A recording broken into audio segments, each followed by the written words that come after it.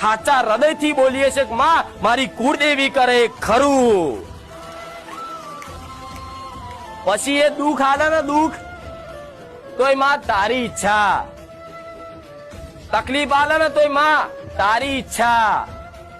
તું તાર કરી લે પરીક્ષા, તું તાર ચપ્પલ ના રવા દઈશ, તું તાર લુગડા ના રવા દઈશ, તું તાર ઘર ના રવા દઈશ, જમીન ના રવા દઈશ, તું તાર પરિવાર ના રવા દઈશ, કાકા કુટુંબ ના રવા દઈશ, ભાઈઓ ના રવા દઈશ, દીકરા દીકરીઓ ના રવા દઈશ, પણ માં હું તને નહીં છોડવાનો. એક દાડો તમારી માએ કોડું ઝાલી લીધું ને જગતમાં બેડો પાર થઈ જશે.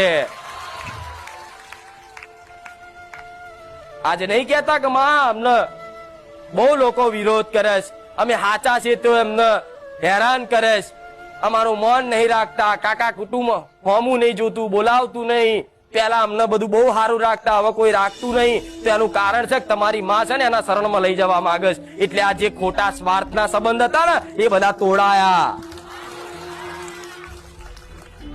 સ્વાર્થના જેટલા સંબંધો, સગાવાળા મિત્ર જેટલા બી તમારી જોડે સ્વાર્થ ખાતર જે સંબંધ રાખતા ને એ તમારી માતાને ગમતું એટલે શું કર્યું? સંબંધ તોડાયા સ્વાર્થના. દીકરા આ તો સ્વાર્થી છે, લોભી છે, તાર જો પૈસા હતા ને તો લગીન રાખતો. એટલે જો તમે માતાના શરણમાં જશો ને જેમ જેમ એમ ખોટા સ્વાર્થના સંબંધ છે ને એ ઓટોમેટિક તૂટશે. લખી રાખજો.